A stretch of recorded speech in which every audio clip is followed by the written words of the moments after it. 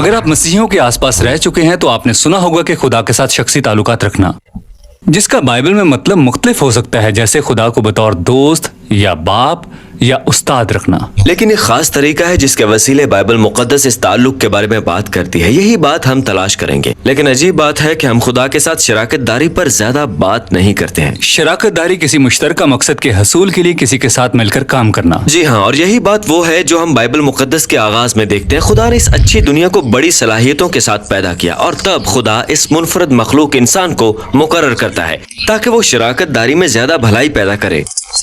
لیکن انسان خدا کے ساتھ شراکت داری نہیں کرنا چاہتا، وہ بغاوت کرتے اور اپنی دنیا بنانے کی کوشش کرتے ہیں۔ تو یہ ٹوٹی ہوئی شراکت داری بائبل مقدس میں بیان ہوتی ہے کہ کیوں اس طرح کی بدعنوان اور ناانصاف اور موت کے المیے سے بھری دنیا میں ہم پھنس گئے۔ ایسا نہیں کہ اس تعلق میں کسی ایک یا دو انسانوں نے ضمانت لے رکھی ہے۔ بائبل کی کہانی میں ہر ایک خدا کے ساتھ تعلقات سے دستبردار ہو چکا ہے۔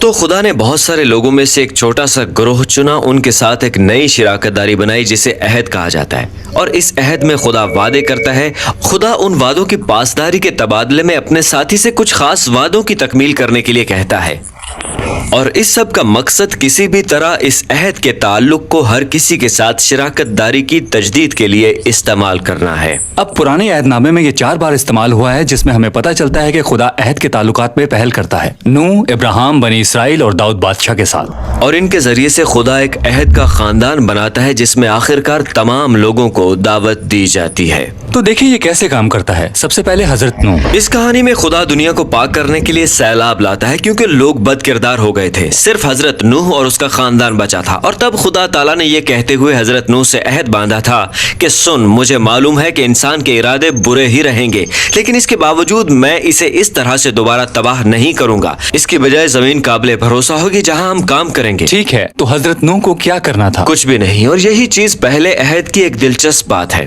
صرف خدا وفادار رہنے کا وعدہ کر رہا ہے کیونکہ وہ جانتا ہے کہ انسان ایسا نہیں کر سکتا ہے۔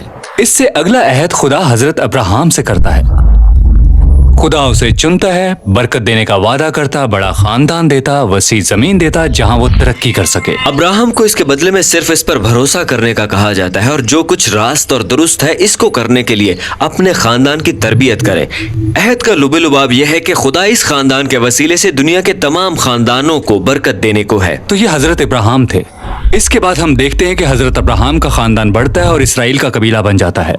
تو یہ عہد سارے قبیلے کے ساتھ ہوتا ہے۔ خدا ان سے قوانین کی فرما برداری کا کہتا ہے۔ یہ رشد و ہدایت ہر متنفس کے ساتھ ساتھ خدا کے شراکت دار برادری کے لیے بھی ہے۔ وہ ایسا کرتے ہیں تو خدا نے برکت دیتا ہے جو وہ دوسرے انسانوں کے سامنے پیش کرتے ہیں۔ یہ اسرائیل کے ساتھ ایک عہد ہوتا ہے۔